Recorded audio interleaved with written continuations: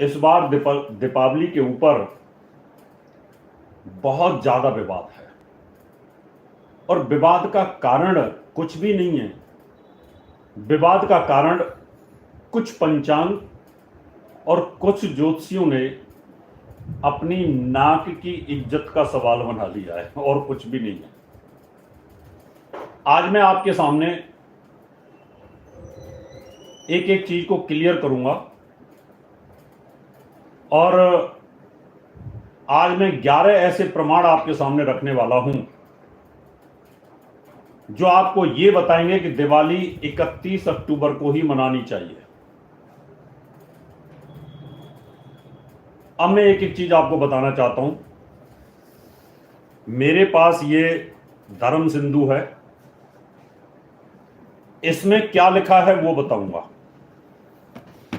मेरे पास ये निर्णय सिंधु भी है, इसमें क्या लिखा हुआ है वो भी मैं आपको क्लियर करूंगा। गलती कहां हुई है पंचांग वालों से वो भी बताऊंगा।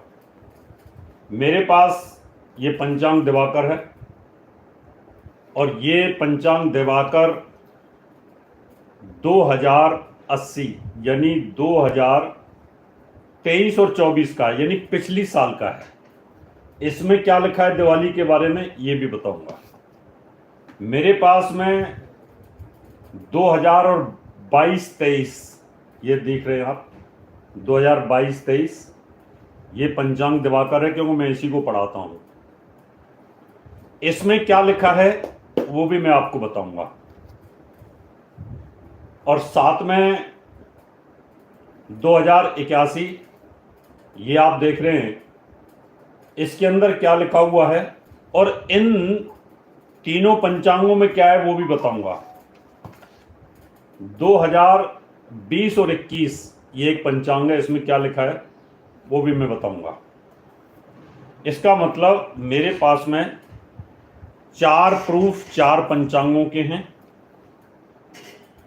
और एक ये धर्म सिंधु का 5 और छठा प्रूफ ये है और बाकी के 5 ऐसे प्रूफ मैं आपको देने वाला हूं जिनको सुनकर के ज्योतिषियों को ये फील होगा कि हम गलती कहां कर रहे हैं, क्योंकि ये तिथियों का त्योहार है, ये एक पारंपरिक त्योहार है। त्योहार में किंतु परंतु नहीं होती, छोटी मोटी चीजों को आगे पीछे किया जाता है। जब तिथि को आगे पीछे कर सकते हो तो ये तो दिवाली का मामला था। यहां पर हमेशा ये 5 दिन का कंटिन्यूअस त्योहार होता है। कभी कभी तिथियों का क्षय हो जाता है तो ये त्योहार 4 दिन में भी मनाना पड़ जाता है। तिथियों का क्षय होने पर ऐसा पीछे हुआ है, तिथि क्षय होने पर। उससे पीछे भी एक बार ऐसा हुआ है कि दिवाली के तुरंत बाद गोवर्धन पूजा होती है, लेकिन गोवर्धन पूजा एक दिन छोड़ दी गई तिथि क्षय के कारण, फिर उसके बाद अगली तिथि में गोवर्धन पूजा हुई। ऐसा भी हुआ है। इस बार क्या किया गया है कि भैया दूज को द्योज के दिन मनाने के लिए 3 नवंबर के लिए दिवाली को बलि का बकरा बना दिया गया है। दिवाली के साथ छेड़खानी की गई है सिर्फ भैया दूज के कारण कुछ पंचांग वालों ने। अब मैं आपको ये चीज बता देता हूं पहले कि जो तिथि की बात कह रहे हैं, ये जो निर्णय सिंधु की बात कर रहे हैं, निर्णय सिंधु में क्या लिखा है वो बताऊंगा और यहां पर क्या लिखा है इसमें ये भी मैं बताऊंगा। इस धर्म सिंधु में आश्विन मास के बारे में लिखा हुआ है। आश्विन मास की अमावस्या हो तो प्रदोष की स्थिति क्या होती है। कार्तिक के बारे में तो लिखा ही नहीं है, कार्तिक अमावस्या के बारे में नहीं लिखा। उन्होंने आश्विन अमावस्या के बारे में लिख करके ये लिख दिया है कि अगर कार्तिक अमावस्या हो तो आश्विन मास की अमावस्या को फॉलो कर लो। मैं इनको तो कोई दोष नहीं देता, धर्म सिंधु और निर्णय सिंधु को, लोग मेरे को कह रहे थे रावत जी आप इनको पढ़ो, मैंने इनको पढ़ रखा है। पढ़ने के बाद ही मैंने एक हफ्ते पहले वीडियो भी बनाया था कि दिवाली 31 तारीख को ही मनानी चाहिए, लेकिन मैं इस विवाद में नहीं पढ़ना चाहता था कि ये विवाद ना बढ़े। अब देखिए, ये निर्णय सिंधु है, इसको भी मैं बताऊंगा आपको, लेकिन पहले मैं आपको तिथियों का रहस्य बताता हूं। अमावस्या जो तिथि है वो 3:53 पर है 1 तारीख तक। वहां से ये लिखा हुआ है कि 3 मुहूर्त का अगर प्रदोष काल मिल जाए, और ये लिखा है कि सूर्य अस्त के बाद 3 मुहूर्त का प्रदोष काल। लेकिन विद्वानों ने क्या किया कि अमावस्या के बाद 3 मुहूर्त लगा दिए हैं। अब इसमें क्या किया क्या है, 3:53 पर 3 मुहूर्त होते हैं 2 घंटे 24 मिनट, 8:17 तक प्रदोष काल बता दिया। प्रदोष काल शुरू होता है सूर्य अस्त के बाद। गलती बता रहा हूं मैं, मुझे माफ करिएगा कि अगर कोई हर्ट होता है विद्वान, क्योंकि सभी मेरे से ज्यादा ज्ञानी हैं। मैं पढ़ाता हूं, पंचांग कैलकुलेशन तो नहीं करता। 3:53 पर 1 तारीख को अमावस्या समाप्त हो रही है, और वहां से 3 मुहूर्त जोड़ दिया गया है। 6:17 पर एंड है इसका मतलब सूर्य अस्त हो रहा है 5:33 पर। 7:33 से प्रदोष काल काउंट किया है, और वो प्रदोष काल 44 मिनट का बनता है, जबकि 7:33 से 3 मुहूर्त का प्रदोष काल होना चाहिए। पहली गलती तो यहां पर है। अब आप बोलोगे कि रावत जी इसका कोई प्रमाण दो। इसका प्रमाण क्या है? मैं आपको इसका प्रमाण दे रहा हूं। इसमें लिखा हुआ है, आप ये देख सकते हैं, ये यहां पर मैंने लिखा है, और इसका प्रमाण स्वयं पंचांग दिवाकर साहब ने इसमें लिखा है। ये मेरे पास पिछली साल का पंचांग है। पिछली साल के पंचांग में इन्होंने लिखा है,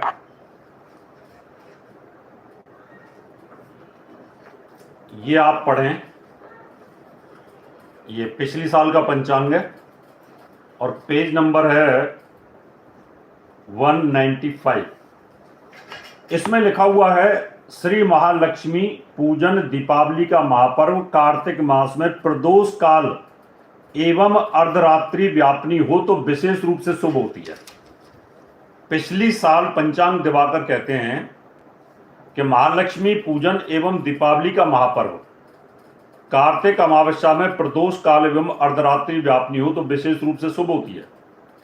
कार्तिक सयासिते पक्षे लक्ष्मी निंदाम विमुच्यति सच दीपावली प्रोक्ता सर्व कल्याण रूपनी, ये ज्योतिष निबंध ने लिखा हुआ है। लक्ष्मी पूजन दीपदान के लिए प्रदोष काल ही विशेष तो प्रशस्त माना गया है। पंचांग दिवाकर लिख रहे हैं कि लक्ष्मी पूजन दीपदान आदि के लिए प्रदोष काल विशेष तो प्रशस्त माना गया है। यहां पर पिछली साल इन्होंने यही लिखा है। इस साल ये लिख रहे हैं कि 3 मुहूर्त अगर मिल जाए तो हम अगले दिन का ले सकते हैं। और सुनिए, कार्तिके प्रदोषे विशेषण अमावस्या निशा वर्धके तस्याम संपूज्यते देवी में भोग मोक्ष प्रदायमनी, ये भविष्य पुराण ने लिखा है। इसमें प्रस्तुत वर्ष कार्तिक अमावस्या 12 नवंबर, ये पिछले साल की बात कर रहा हूं मैं। प्रस्तुत वर्ष कार्तिक अमावस्या 12 नवंबर रविवार 2023 ईस्वी को 2:45 के बाद अब सुन लो, यही स्थिति 12 नवंबर को थी पिछली साल। वहां पंचांग लिखते हैं, प्रस्तुत वर्ष कार्तिक मास नवंबर 2023 दोपहर 2:45 के बाद प्रदोष, निशीत तथा महारदीश व्यापनी होगी। पिछली साल भी अमावस्या 2:45 समाप्त हो गई, इस बार 3:53 पर समाप्त हो रही है इस साल। लेकिन इस साल उस बात को नहीं माना जो पिछली साल माना है। अतः दीपावली का पर्व 12 नवंबर रविवार 2023 के दिन ही होगा। सायं दीपावली पर्व, स्वाति नक्षत्र, सौभाग्य योग, तुला राशि, चंद्रमा, अर्धरात्रि व्यापनी अमावस्या युक्त होने से विशेषतः प्रशस्त एवं श्लाघ्य रहेगी। अर्धव्यापनी, प्रतिपदा में तो अर्धव्यापनी है ही नहीं, तो इस बार इन्होंने क्यों दीपावली का नाश कर दिया?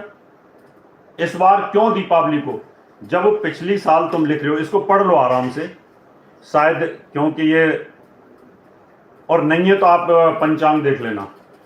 देखो अगर दिखाई दे रहा है क्या, रिकॉर्डिंग में दिखाई दे रहा है? दिखाई दे रहा है। इसका मतलब ये रहा कि पिछली साल भी 2:45 पर अमावस्या समाप्त हो गई थी और सूर्यास्त उसी हिसाब से हुआ। 12 नवंबर को दीपावली समाप्त होती है, जैसे इस बार 31 तारीख को दीपावली शाम को समाप्त हो रही है, मतलब शुरू हो रही है। यहां पर भी जो अमावस्या है वो शुरू हो रही है 12 नवंबर को। पिछली साल 12 नवंबर को 2:45 बजे दीपावली शुरू होती है। इस साल 31 अक्टूबर को दीपावली 3:53 पर समाप्त होती है। कहानी सेम है, सिर्फ एक तिथि की वजह से दीपावली को नाश किया गया। कहानी सेम है, पिछली साल भी और इस साल। सिर्फ फर्क कहां है कि इस बार खंड तिथि हुई, यानी कि दूसरे दिन 1 नवंबर को भी वो प्रदोष काल में चली गई है और 31 अक्टूबर को भी प्रदोष काल में चली गई है।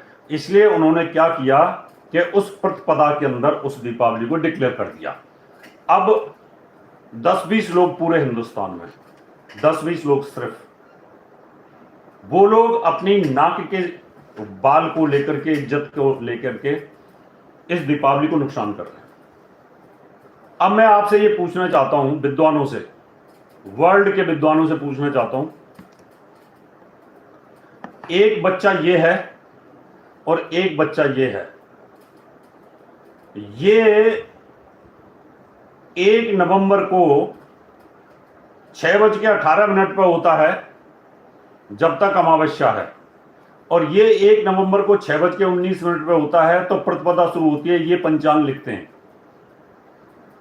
तो क्या ये दोनों बच्चे अमावस्या को माने जाएंगे?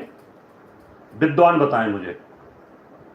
और अगर ये प्रतिपदा को माना जाएगा तो प्रतिपदा के स्वभाव में और अमावस्या के स्वभाव में जमीन आसमान का फर्क होता है। अमावस्या के अंतिम चरण के अंदर करण अलग होता है और प्रतिपदा की प्रारंभ में करण अलग होता है। उसका पूर्वार्ध होता है, उसका उत्तरार्ध होता है। अगर ये मान लो रात को 8 बजे बच्चा पैदा होता है, तब भी ये प्रतिपदा में माना जाएगा, ये अमावस्या में नहीं माना जाएगा। आप पंचांग में ये नहीं लिख सकते कि अमावस्या थी उस दिन और प्रदोष काल था तो इसलिए इसको एक में ही काउंट करेंगे, क्योंकि इसका फलादेश, इसकी प्रेडिक्शन, इसकी दशा, इसकी महादशा, इसके गणनाएं सारी प्रतिपदा के हिसाब से चलेंगी। लेकिन पंचांग इस बात को क्यों नहीं समझते? जब आपको पता है कि अगर आपने ये बात पढ़ ली कि अगर एक घटी से ज्यादा अगर प्रदोष काल अगर प्रतिपदा में मिल जाए तो वो पूरी रात अमावस्या मानी जाएगी, ये कैसे हो सकता है? इसका मतलब जो पूरी रात अमावस्या मान रहे हो, आप अपने मन से मान रहे हो ना, आप अपने दिमाग से मान रहे हो ना, लेकिन चंद्रमा तो प्रतिपदा में मूवमेंट कर रहा है। अंतरिक्ष के अंदर चंद्रमा का जो मूवमेंट है वो तो प्रतिपदा में शुरू हो चुका है, उसकी डिग्रियां, उसकी कलाएं चालू हो चुकी हैं। तो हमारे लिए ये बड़ी विचित्र बात है। अब वो जमाना पुराने जमाने का चला गया कि पुराने जमाने के अंदर कोई भी बात मान लेते थे। अब साइंटिफिक रीजन देने पड़ते हैं।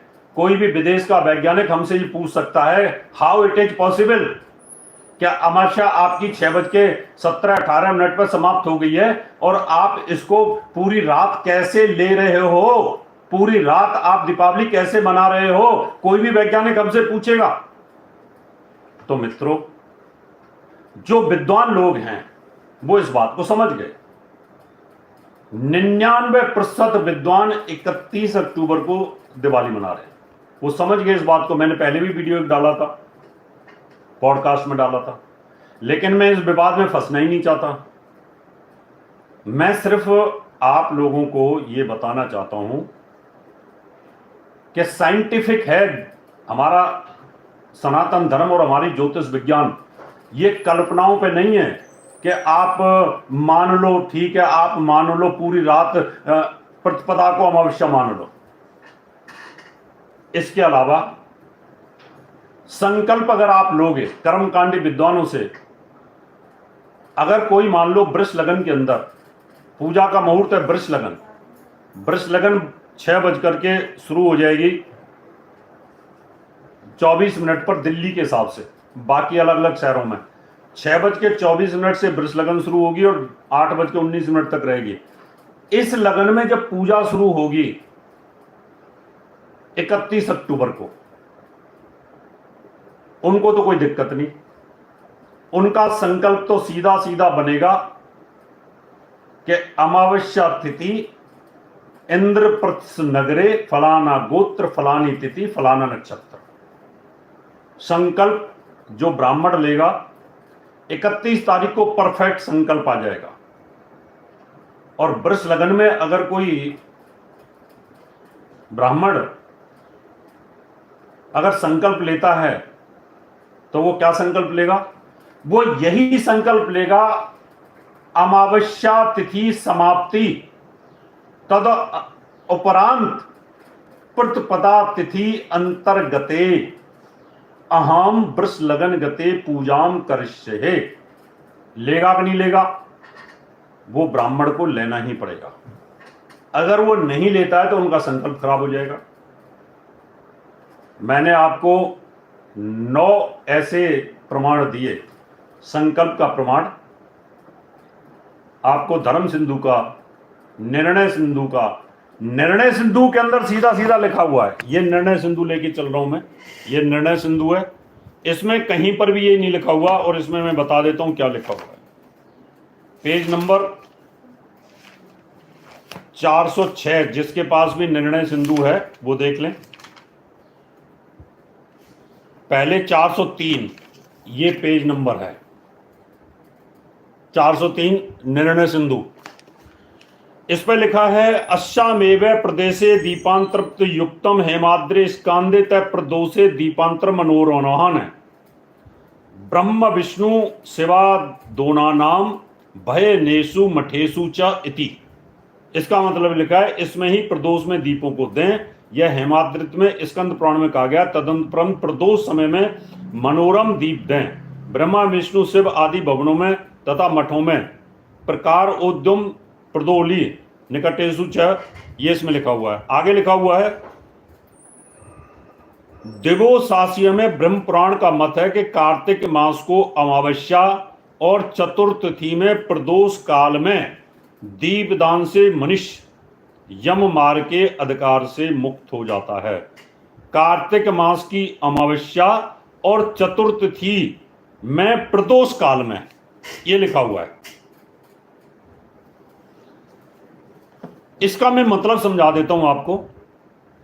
ये लिखा है, दिवोदासीये ब्रह्मये अमावस्या चतुर्दश्यो प्रदोषे दीपदानतः यम मार्गा अधिकारेभ्यो मुच्यते कार्तिके नरः खंड तिथो तु पूर्वे ही प्रदोषे दीपान दत्वा परेदु स्नान अतिथि दिवादिश्यो उक्तम। इसका मतलब है कि दिवोदासियों में ब्रह्म पुराण का मत है कि कार्तिक मास की अमावस्या और चतुर्तिथि में प्रदोष काल में, अमावस्या 31 अक्टूबर को है और चतुर्दशी में भी प्रदोष काल है।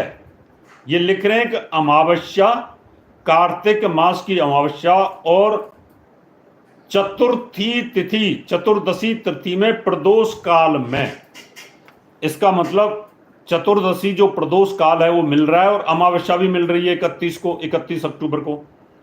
दीपदान से मनुष्य यम मार्ग के अधिकार से मुक्त हो जाता है, यानी नरक लोक में जाने से मुक्त हो जाता है। अगर आप 31 तारीख को दीपावली मनाते हो तो आप अगर नरक में जाते हो तो उससे भी मुक्ति आपको मिल जाएगी, क्योंकि चतुर्दशी को प्रदोष काल और अमावस्या अगर मिलती हो उस दिन दीपदान करने से, लक्ष्मी पूजन करने से ये इस गति से। खंड तिथि में तो पूर्व दिन प्रदोष काल में ही दीपों को देखकर दूसरे दिन स्नान करना चाहिए। खंड तिथि यानी दोनों दिन वो तिथि आ रही है, तो इसलिए ऐसी तिथियों को हम ये बोलते हैं। तो उसमें प्रदोष काल में दीपों को लेकर के दूसरे दिन स्नान करें, यानी पहले दिन तो आप क्या पूजा हो गई और दूसरे दिन आप सुबह यानी 1 नवंबर को आप स्नान आदि, अमावस्या का स्नान आदि करके आप जो भी दान दून करना है वो कर सकते हैं। ये है निर्णय सिंधु का फैसला, क्योंकि निर्णय सिंधु को जो चैप्टर दिवाली से संबंधित, दीपदान से संबंधित है, उसको मैंने अच्छे से पढ़ा है, इसको भी मैंने बहुत अच्छे से पढ़ा है। ये तो रहा साइंटिफिक विश्लेषण। अब मैंने आपको बताया कि पिछली साल पंचांग दिवाकर ने यही लिखा कि महालक्ष्मी पूजन एवं दीपावली का महापर्व कार्तिक अमावस्या में प्रदोष काल एवं अर्धरात्रि व्यापनी हो तो विशेष रूप से शुभ होती है। अब पिछली साल तो विशेष रूप से शुभ हो गई और इस साल अमावस्या कर रहे हैं। अब हम चलते हैं आज के पंचांग पर, यानी जो इस साल का पंचांग है उसकी हम बात कर लेते हैं, क्योंकि आपको इस साल का भी नॉलेज होनी चाहिए। अब इस साल अगर हम देखते हैं 24-25 में, तो पंचांग दिवाकर कहता है प्रदोष व्यापनी सूर्य अस्त के बाद त्रय मुहूर्त। ध्यान से सुनना, बहुत ज्यादा जो लोग हैं ना शेयर कर रहे हैं फेसबुक पर, इधर से उधर कर रहे हैं, स्टडी नहीं कर रखी है, अखबारों में दे रहे हैं, साधु संतों को इकट्ठा करके बोल रहे हैं कि इन संतों ने ऐसा किया, इन संतों ने ऐसा किया, संतों से कहलवा रहे हैं, शंकराचार्यों से कहलवा रहे हैं। उस शंकराचार्य के जहां पर ज्योतिष की पीठ होती है, वो ज्योतिष वाले वो वही काम करेंगे, पंचांग वाले पंचांग करने वाले होते हैं। पंचांग हमारे लिए आदरणीय है, क्योंकि पंचांगों के आधार पर ही ज्योतिषी अपना फलित करता है। प्रदोष व्यापनी सूर्यास्त के बाद त्रय मुहूर्त। प्रदोष व्यापनी शब्दों को सुनना, पंचांग दिवाकर क्या लिखते हैं, प्रदोष व्यापनी सूर्य अस्त के बाद त्रय मुहूर्त। सूर्य अस्त के बाद तो त्रय मुहूर्त है ही नहीं, ये लिखा है इसमें, ध्यान से पढ़ लो। इसमें लिखा है सूर्य अस्त के बाद त्रय मुहूर्त। त्रय मुहूर्त होता है 2 घंटे 24 मिनट, यानी 6 घटी होता है। सूर्य अस्त हो रहा है 5:33 पर। 5:33 से अगर 2 घंटे 24 मिनट जोड़ दोगे तब तक ये बोलते हैं कि प्रदोष व्यापनी। तो उस समय तो है ही नहीं, वहां तो सिर्फ 44 मिनट का मिल रहा है। और कहीं कहीं पंचांग ये बोल देता है कि 1 घटी अगर मुहूर्त मिल जाए। ये सिर्फ धर्म सिंधु में भी नहीं लिखा हुआ, ये तिथि निर्णय वगैरह में लिखा हुआ है। अमावस्या के दिन दीपावली महालक्ष्मी पूजन मनाने का शास्त्र आज्ञा है। ये लिख रहे हैं कि प्रदोष व्यापनी सूर्य अस्त के बाद 3 मुहूर्त, कार्तिक अमावस्या के दिन 3 मुहूर्त का प्रदोष काल कम से कम होना चाहिए, तो मनाने की शास्त्र की आज्ञा है। ये मैं नहीं लिख रहा, ये पंचांग दिवाकर लिख रहा है। इस वर्ष में विक्रमी संवत 2021 में 31 अक्टूबर 2024 के दिन कार्तिक कृष्ण चतुर्दशी तिथि का समाप्ति काल 3:53 पर है। अतः चतुर्दशी समाप्ति के साथ ही कार्तिक अमावस्या शुरू होकर के अगले दिन नवंबर शाम को 6:18 तक व्याप्त है। ये इन्होंने लिखा है। इसका मतलब ये खुद ये लिख रहे हैं कि सूर्यास्त के बाद 3 मुहूर्त होने चाहिए, ये शास्त्र की आज्ञा है। और फिर उसके बाद में लिख रहे हैं कि 1 नवंबर को ही दिवाली मनानी चाहिए।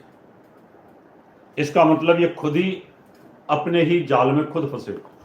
मैं किसी को गलत नहीं बोल रहा, मैं आदर करता हूं पंचांग वालों का। पंचांग एक, पंचांग 2, पंचांग 3, पंचांग 4, ये मैंने 4 साल के पंचांग निकाले, 4 साल को मैंने रिसर्च किया और 5वें साल का मेरे पास ये रहा। इसको भी रिसर्च किया, लेकिन ये तो सिंपल है, उस दिन अमावस्या थी इसलिए मैंने इसको दिखाया नहीं। अब हम बात करते हैं कि गड़बड़ कहां हुई है। गड़बड़ ये हुई है कि पिछली साल से पिछली साल तिथि का क्षय हो गया, तो उस दिवाली को क्या किया हमने 3 दिन में समेट दिया,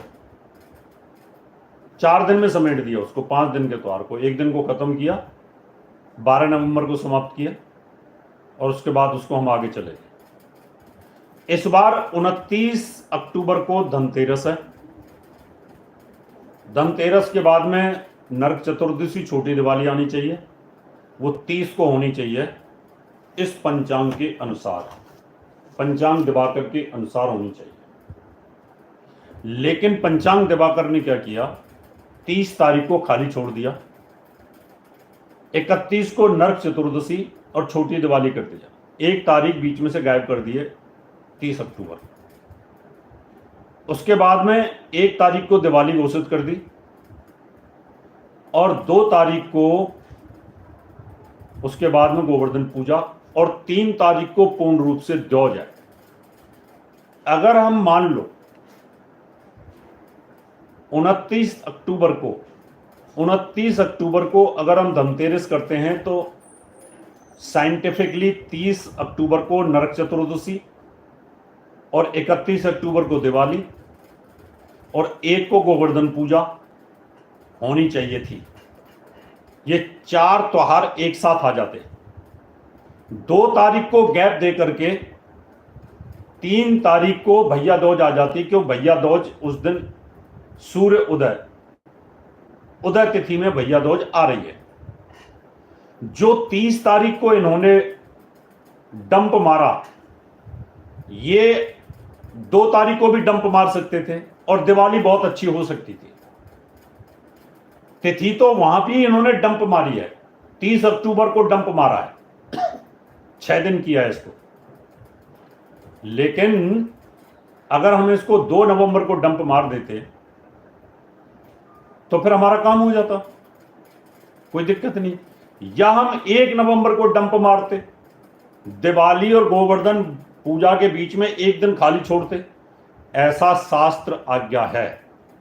लेकिन भैया दूज को 3 तारीख को उदय तिथि में करना पंचांग की मजबूरी थी, 30 तारीख को छोड़ना इनकी कोई मजबूरी नहीं थी, क्योंकि 30 तारीख को भी धनतेरस उदय तिथि नहीं है और 29 तारीख को भी उदय तिथि में धनतेरस नहीं है। 29 तारीख को सुबह सुबह द्वादशी है और द्वादशी के बाद में धनतेरस आती है। इसलिए मित्रों, ये मैंने आपको क्लियर कट प्रमाण दिए। अब मैं आपको जो हमारे बुजुर्गों के पुराण हैं वो भी बता देता हूं। 9 मैंने बता दिए, 10, 11, 2 और बता देता हूं। हमेशा से हमारे त्योहार श्रुति स्मृति प्राणोक्त, श्रुति और स्मृति के हिसाब से चलते आए हैं। पहले कोई जिले में एक पंडित जी के पास पंचांग होता था, लेकिन पूरी दुनिया को यह पता होता था कि दशहरे के 20 दिन बाद दिवाली आएगी।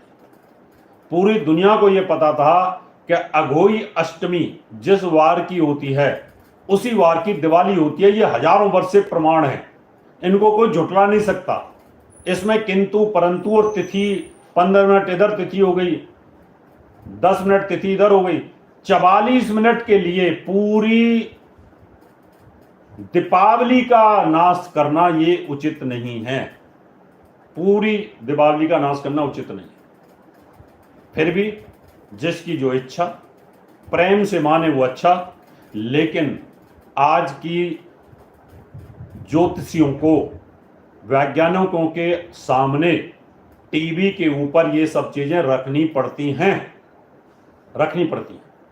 क्योंकि वो अंधविश्वास या विश्वास वाला जमाना गया। अब तो अब लॉजिक पूछते हैं, वाई दिवाली इज ऑन प्रतिपदा, दिवाली प्रतिपदा को क्यों मना रहे हो, टेल अस वाई।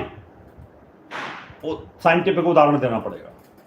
इसलिए कभी कभी ये स्थिति कृष्ण जन्माष्टमी पर भी होती है, कभी कभी ये होली पर भी हो जाती है, तो तिथियों की वजह से ये आती है। लेकिन सत्य यही है कि दिवाली हमेशा आधी रात को ही अर्धरात्रि व्यापनी ये माना गया है। प्रदोष काल, निशीत काल, महानिशीत काल माना गया है। तांत्रिक लोग अपनी पूजा, अपने गण देवता बीजों की पूजा रात में ही करते हैं, वो प्रतिपदा में नहीं करेंगे। और ऐसा हो नहीं सकता कि 31 तारीख को कर लें और फिर 1 को दिवाली मना लें, ये भी पॉसिबल नहीं है। इसलिए हाथ जोड़ करके सबसे मैं माफ़ी मांगते हुए जो मैंने आज आपको बोला, मैंने अपनी बातें रखी हैं, क्योंकि मैं पढ़ाता हूँ, 35 साल से मेरा काम ही पढ़ाने का है। बाकी एक से एक विद्वान हमसे ज़्यादा पंचांग करता बैठे हुए हैं, लेकिन मैं तो यही कह सकता हूँ आगे से ऐसा ना करें। अगर आपने 30